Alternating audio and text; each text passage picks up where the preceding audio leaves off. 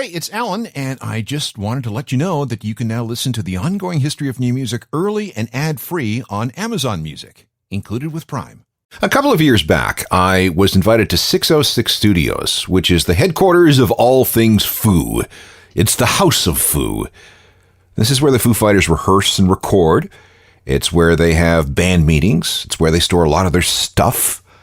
I had all five guys to myself for an interview, and there was no other way to describe them as a bunch of brothers. Here's part of that conversation. Taylor Hawkins took the lead on this. I've seen you guys, I don't know how many times, and there has never been a time where I've looked at you and thought to myself, there are five guys on stage having more fun than anybody should ever be allowed to have. I mean, the joy that comes off the stage from you guys at every single gig about, isn't this great? Isn't this awesome what we get to do for a living? It's unbelievable. Well, why shouldn't it be? Well, it's a pretty good way I mean, to make a living. We get paid tons of money to go play rock and roll. Is that a bummer? No, it's Just not. break it down, Hawkins. Hawkins broke it down. That's the simplest terms. I mean, there's all sorts of little shit things happening all the time, but basically when you come down to it, yeah, we're really lucky. The whole time Taylor was talking, Dave Grohl was sitting there with a big smile on his face. He knows he's among the luckiest humans alive. Okay, sure, he's talented and ambitious, but so many things completely beyond his control had to go absolutely right for things to turn out the way they have. It's really amazing. Dave's career has been extremely well documented, but there still might be a number of things that you don't know about him, especially from the early years. So, let's dig into that, shall we? This is the Ongoing History of New Music podcast with Alan Cross. Hello again, I'm Alan Cross, and I call this program an ultra-deep background dossier on Dave Grohl, which is, I guess, fairly self-explanatory, right? We're going to go through his life and pull out some things at random, more or less, and hopefully fill in some tiny gaps in a career that has been very well documented already.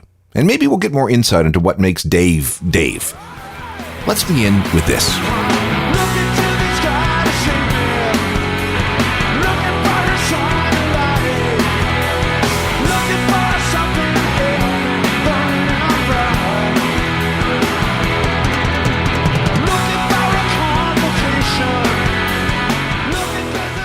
Dave Grohl and the Foo Fighters, live in Los Angeles on October 22nd, 2002. That's taken from both a Japanese EP and a two-part CD single type thing released in the UK. Now, like I said a few minutes ago, we're going to spend the show looking at things in Dave's background that might have escaped your attention so far. And we might as well start somewhere near the beginning. This is item number 1 in this dossier. Dave isn't the only famous Grohl, or at least the only Grohl to spend a lot of time in the public eye. There was Dave's dad, which I find fascinating. Jim Grohl was a journalist working in Warren, Ohio, which forms the eastern point of a triangle that includes Akron and Cleveland. On May 4th, 1970, Jim was assigned to cover the anti-Vietnam War student protests at Kent State University, about 30 miles away. Mr. Grohl was there when 4 students were killed by the National Guard. His reporting was so good that it got him on the fast track to a bigger gig in Washington, D.C., so that's where the family moved in 1972. Actually, they moved to Springfield, Virginia, a small house on a cul-de-sac called Kathleen Place. Mom, Virginia Grohl, got a job as an English and drama teacher at Thomas Jefferson High School. We'll get back to her later. Dad eventually switched jobs and became a speechwriter and campaign manager for a series of Republican politicians, including a senator named Robert Taft Jr., the grandson of a former U.S. president, as well as running for the Republican National Convention. Jim Grohl was not around for long, though. The marriage to Virginia fell apart when Dave was about 7. This was 1976. Therefore, it's safe to say that Dad's lifelong political conservatism didn't really have a chance to rub off on Dave, who eventually adopted a more progressive approach. When Taft Jr. dropped out of politics, Jim Grohl was offered a job working for Republican Bob Dole, but he turned that down. And that was just as well because Dole got killed by Bill Clinton when he ran for president in 1996, and that pretty much ended his career as a political consultant. Dave saw his father on a regular basis until he died of cancer at the age of 75 on August 6, 2014. And it should be noted that there was a bedroom at Jim's house with a drum set, waiting for Dave every time he visited. Again, Jim was a hardcore conservative Reaganite. Meanwhile, Dave grew up as a fan of hardcore punk, a genre that was created in response to Ronald Reagan. Interesting how that worked out, isn't it? Just to give you an example, when Dave was 14, this would be about 1983, he sent a fan letter to Ian Mackay of DC hardcore heroes Fugazi. It read, "Good thrash." So, I was wondering if you could give me some numbers or people to get in touch with, it would help. Thanks, Dave Grohl. If you don't know Fugazi, here's a sample from a little later in the career. This is what a young Dave Grohl lived for. It's from 1988 and is called Waiting Room.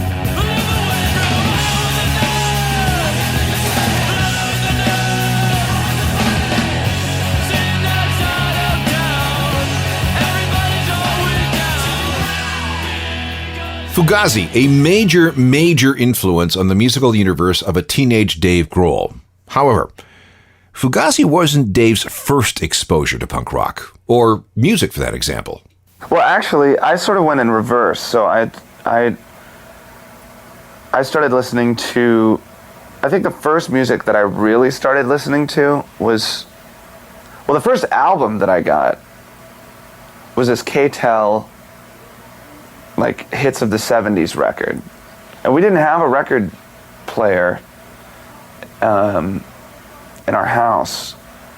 My mom was a school teacher, so she'd bring home the Fairfax County, standard school issue piece of record players, And we went out and bought this record one day, and I remember the one song that I just worshipped for years was Frankenstein by the Edgar Winter Group. I just thought that was, it's amazing.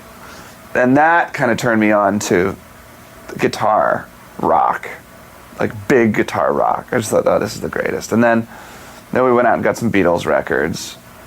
And then after that, like, my cousin gave me a Rush record. And then after that, it just sort of started moving into like Devo. And seeing the B-52s on Saturday Night Live for the first time, just like, oh my God, this is amazing. And then Devo and Kiss actually before B-52s and Devo.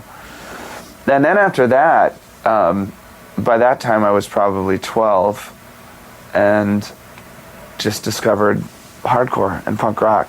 And then there was just years of listening to nothing but that until I was maybe 16. Then I started listening to Led Zeppelin. And then I started listening to really just Led Zeppelin. That's about it for years.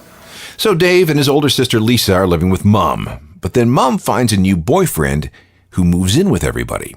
This is dossier item number 2, the pseudo-stepdad. His name was Chip Donaldson. Like Mom, he was an English teacher. He was also a Vietnam vet. And when he moved in, he brought in his record collection. It featured a lot of stuff from the late 60s and early 70s. Stones, Dylan, Grateful Dead, that kind of thing. Dave became fascinated by the solo in Lynyrd Skynyrd's Freebird. Chip would say things like, "If you practice, you could do that." And it was through Chip that Dave was first properly exposed to Led Zeppelin. Now, he'd heard Led Zeppelin playing on the AM radio station his mom liked, but when Chip came into the picture, the Zepp fascination really took hold. Over the next few years, especially after a couple of neighborhood stoners gave him the first 2 Zeppelin albums, this became Dave's band. And it still is, really. Not only did he become a huge fan of drummer John Bonham, but today he has 3 Led Zeppelin tattoos, the first of which he did himself when he was 16. That was Bonham's 3-circle runic symbol that we saw on Zepp's 4th album. The second was done by a semi-amateur in Amsterdam, and the third he paid for with the first check he received for being in Nirvana. That check was for $400. He bought a Nintendo, a BB gun, and that tattoo. But as much as Dave loved big, loud rock like Zeppelin and Kiss and Rush and Black Sabbath, that would eventually take a left turn. And this is an important date to remember. January 26th, 1980. This was a Saturday. Big sister Lisa was babysitting, and 11-year-old Dave snuck out of the family house so he could hang with her as she watched Saturday Night Live. Terry Garr was the guest host that night, but it was the musical guest that freaked Dave out. It was the B-52s. When they performed Rock Lobster that night, Dave says, and this is a quote, "I remember that moment like some people remember the Kennedy assassination. That moment changed my life. The importance and impact of that on me was huge. That people that were so strange could play this music that sounded foreign to me, and yet for it to be so moving. I had never imagined something so bizarre was possible. It made me want to be weird." Years later, on Halloween night 2002, Dave and the Foo Fighters were joined by B-52's frontman Fred Schneider at a gig in New York City. Imagine then, knowing what we know now, how cool Dave found that. She came from planet land. I knew she came from there. She drove a Clinton satellite, faster than the speed of light. Here is where we come to the story of cousin Tracy, Tracy Bradford. This is item number 3 in our deep background dossier. Well, no, my family used to go to Evanston, Illinois every summer. And we'd done so for, I don't know, 4 or 5 years in a row. They were relatives, but they were close friends of the family, so much that we called them relatives. So this is my cousin, but we're not really blood relatives. She's just like this family that's a friend of my family, whatever. So we'd go to stay with them for a week every summer, and cousin Tracy, I think, was 2 years older than me. And she was normal one year, and then the next year we showed up to the house and she came down the stairs in like bondage pants and motorcycle boots, and she had that sort of like female, that weird sort of like crew cut on the top but then with bangs and then like the hair in the back thing. She had an Antipasti t-shirt and she was punk. I was just like, oh my God. I was so into it because, I mean, the only punk I'd really ever seen was, like on Chips and Quincy and these TV shows that were just ridiculous. And so all of a sudden here it was, and I was so into it. She had this incredible record collection, which it would be worth a mint today, I'm sure, because it's all, the first Misfits single, the first Minor Threat single, these things that you go down to Bleecker Bob's, you see for like $400 a pop. She just had these amazing singles, and I just fell in love with the network, like the fanzines, and just this network, the underground network, and how everyone was connected, and you had pen pals, and she had flyers from shows in, San Diego. It just blew me away. I couldn't even find a local flyer in Springfield, Virginia, where I was from, and she had stuff from, Alaska. Well, the first show and this is the first time I'd ever seen a live band, because when I was young, I didn't go to rock concerts at all. And so the first show I'd ever seen was Naked Raygun and Rights of the Accused at a place called the Cubby Bear in Chicago. I guess it was 1982 or 83. I think it was 82. Probably 82. And it wasn't violent at all. It was all these people hanging out. Everyone's friends. Everybody knew each other. Everybody knew the band. The band knew everybody. They're just playing this show. And it was kind of sloppy and kind of screwed up, but it was awesome, man. It was great. I loved it. Quick sidebar here. 14-year-old Tracy was in her own punk rock band. It was called Verboten. She was the oldest. The guitarist was just 10. And they even did a video of the band performing in 1982. And guess what? You can find it on the internet.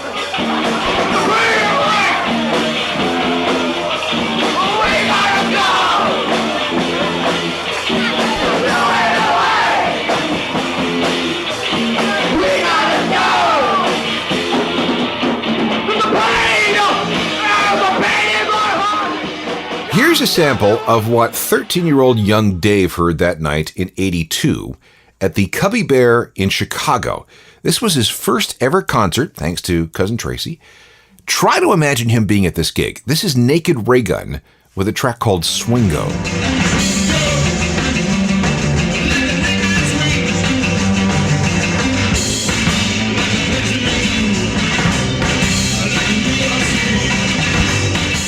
Chicago's Naked Ray Gun, and an early version of a song called Swingo, exactly the kind of thing that turned Dave onto punk. When we come back, more of our deep background dossier on Dave Grohl. Hang on. So I've compiled this dossier on Dave Grohl. This is really deep background stuff, a lot deeper than most people go with this guy. And we are up to dossier item number 4, Dave's first attempt at writing songs. The first thing Dave needed was something to play. Mom got him his first guitar for Christmas in 1981. It was a 1963 Silvertone from Sears with the amp built into the case. This was around the same time as the formation of Dave's first band. He had a school buddy named Larry Hinkle, and they named their grade 5 bedroom project the H.G. Hancock Band.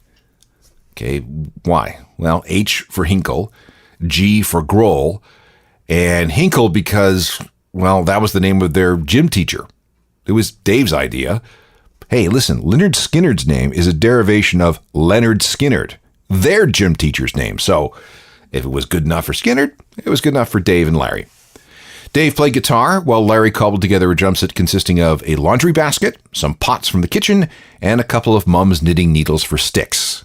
And now it was time to write some songs. Well, I used to do this thing at home where, this is when I was like 11 or 12, where I'd actually write and track songs with my mom's home stereo and my little boombox. And so what I'd do is I'd put a tape in the boombox and record the guitar track of the song, just the guitar. And then I'd take that tape out, put it in my mom's stereo, rewind it, hit play, and turn it up as I was recording with the boombox, the drum track. Right. So then you'd have a tape with the drum track and the guitar track, put it in, and, you know, just keep on piling up. And I did like 4 songs once. I think I was 12 years old, 11 or 12. And just songs about my dog and songs about my school and just ridiculous stuff. But that was just as I was getting into punk rock too, so it was kind of like, it probably sounded more like, I don't know, DOA or Naked Ray Gun or something like that than the Beatles or anything. By the way, Dave's dog's name was BG, as in the Bee Gees. Okay, maybe that's a little too deep for this dossier. Item number 5 is a recitation of Dave's earliest bands. The first, again, the H.G. Hancock Band, broke up when Larry's parents divorced and he moved to Maryland with his father. This led to a new venture with a kid named Nick Christie, who lived a few blocks away. And this led to Dave's mom taking the two of them out to an open mic night at a nearby restaurant called Treebeards. This is where they got to perform in front of strangers for the very first time. That band eventually became known as, and this is clever, they were known as Nameless. Then Nick's parents got a divorce. Okay, you're probably starting to see a pattern here. Nameless broke up when Nick moved away with his mom. Next up was Freak Baby, which Dave joined as a second guitarist in mid-1984. They didn't do much, but it was through them that Dave met someone named Barrett Jones, a member of a local band called 11th Hour, who had a recording studio set up in his parents' laundry room, and he called it Laundry Room Records. He recorded 8 songs with Freak Baby at that house, all on November 11th, 1984. They were dubbed onto cassette, which Dave then tried to sell through a local punk-friendly record store, and absolutely nothing happened. Then Freak Baby morphed into Mission Impossible, which happened around Dave's 16th birthday in January of 1985. By this time, David moved to drums, and this is where we finally get to Dave's earliest recordings that we can find. This was recorded by Barrett Jones in 1985, and it's called Helpless. Every time someone looks to me for something I don't have, apologies fly through the air. There's nothing, no, there's nothing left to ground. I'll give you a soda. Dave Grohl on drums with Mission Impossible. That was a split 7-inch single recorded in April 1985. The other band on the record was called Lunch Meat. But again, nothing much happened, even after they changed their name to Fast. So within a few months, when 2 members graduated from high school and moved off to college, Mission Impossible came to an end, and Dave formed a new group called Dane Bramage. They made their debut at a community center in December 1985.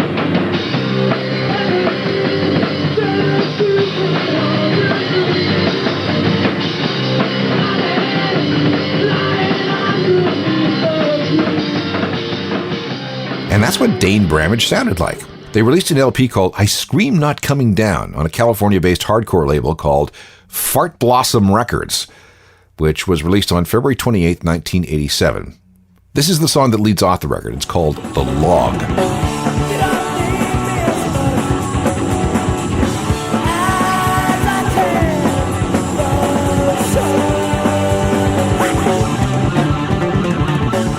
Dane Bramage, featuring Dave Grohl on drums from 1986. This band lasted almost 2 years, but then Dave got a chance to do something else, and he jumped at it. That part of the dossier is next. This is the Dave Grohl Deep Background Dossier Part 1, and as you can tell, we're interested in some of the underreported parts of Dave's career. And we've just made it to the end of his band, Dane Bramage. And frankly, that band died because Dave bailed. He got an offer that he just couldn't refuse. While he was playing in all these other bands, he became a fan of a local DC hardcore group called Scream. They were legends around town. They had been around for about 5 years by the time Dave joined up, replacing their longtime drummer. Worked like this. One day in 1987, he was buying some drumsticks at a music store when he saw a notice on the bulletin board announcing that Scream was looking for a new drummer. He tore the note down, contacted the band, auditioned, and got what he thought was his dream gig by the end of that month. Most sources say that he dropped Dane Bramage in half a second, and that was the end of the band. There were some hard feelings, but member Dave Smith ended up working as a member of the Foo Fighters road crew for a time, so, not all the bridges were burned. But back to Scream. Dave was just 17 at the time, which meant he was underage when it came to playing at bars, so he lied. He said he was 22. The other thing he did was drop out of school, with his mom's blessing. Okay, right, school. This is dossier item number 6. Dave was not a good student. It wasn't that he wasn't smart, it's just that he didn't care. When he was younger, he got straight A's. Now, at age 17, not so much. He was a part-time stoner, too, which didn't help. Even transferring to a couple of different schools didn't make any difference. He also wasn't happy working at a couple of part-time jobs at Shakey's Pizza and Tower Records. He wanted to make music for a living. And now he was a member of Scream, and they had a European tour coming up. So it was kind of like this. Mom, I'm going to quit high school. I'm not going to graduate. That, as you might guess, did not go over well with the English teacher. But after a lot of dinner table discussions, she just kind of sighed and said, okay, on 2 conditions. Number 1, you pay rent for staying here in the house. And number 2, you finish school by going to night school. Dave agreed, except for the night school part. He spent his tuition on pot. Anyway, this freed him up to tour with Scream, which is now a brand new dossier item, and we're up to number 7. He even got his buddy a job as a roadie, even though he was underage too. I'd never been past Chicago, and all of a sudden I joined Scream, and we tour America. And I think I was 18 or 17. We tour America, and it was just like, oh my God, I'd never been to California. Make my way out to California. It was just awesome. And it didn't matter that you didn't have any money. It didn't matter that nobody came to see you play. You were just psyched to be on this crazy road trip. And then to Europe for the first time. And wow, I'm in Amsterdam and I'm 18 and I'm free, man. It was cool. It was great. I mean, there was nothing that I couldn't stay in school. There was no reason for me to stay in school because I didn't want to be anywhere else but behind the drum set. I mean, of course, I wish now that I would have stayed in school just because the desire to learn is still there and just to learn anything, just more about everything. But I just felt like I had to, this is the only thing that I really, really, really wanted to do. And getting into Scream and starting to tour the world was just like, it was an incredible difference than just sort of, practicing in your basement and then going to a bar downtown and then going back to the basement and going to another bar downtown and then, The first Scream album to feature Dave Grohl was their 4th. It's called No More Censorship and was released in August 1988. So we should probably take a listen, right? Screaming some wow! What's going on? What's going on? Words that hit me real hard. The lead-off track from No More Censorship, the fourth album by Washington, D.C.'s Scream, and the first to feature their new drummer, now 19-year-old Dave Grohl. That's called Hit Me. That album, by the way, was remixed by Dave and then reissued as part of a Record Store Day thing in 2017. Dave was with Scream for almost 4 years, and when it came time to record their fifth and final album, Dave got a chance to sing lead. Although he wasn't really crazy about his singing voice. You know, being a drummer and feeling comfortable behind the drums, you're sitting down, you're in the back, you're kind of hidden, and you're playing probably the loudest instrument, the loudest acoustic instrument in the world. And you can hide behind this huge wall of noise and this, massive set of tubs in front of you. Having to actually sing, I mean, you're totally vulnerable and you feel naked and you feel exposed, and it's weird, because there's nothing more intimate or revealing as just your voice, and I just always felt really weird about singing. Like, I don't mind singing backups, but when it's my voice out front, that's when it gets kind of creepy. Nevertheless, he did work up the courage to sing lead on a song that appeared halfway through the record. The album was called Fumble, and this is God's Look Down.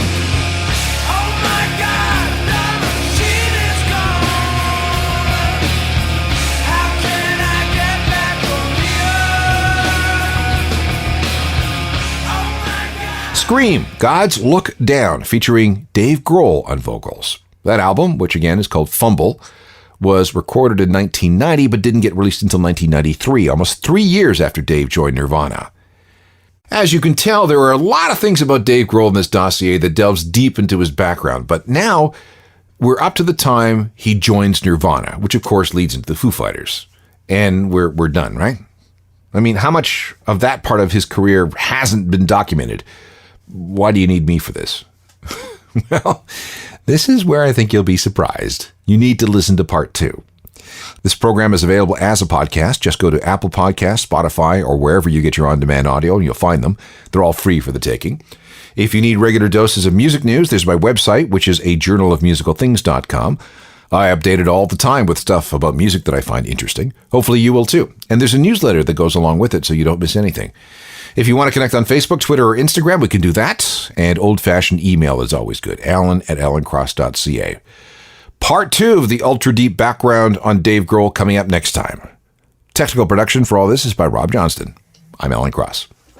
You've been listening to the Ongoing History of New Music podcast with Alan Cross. Subscribe to the podcast through iTunes, Google Play, Stitcher, Spotify, and everywhere you find your favorite podcasts.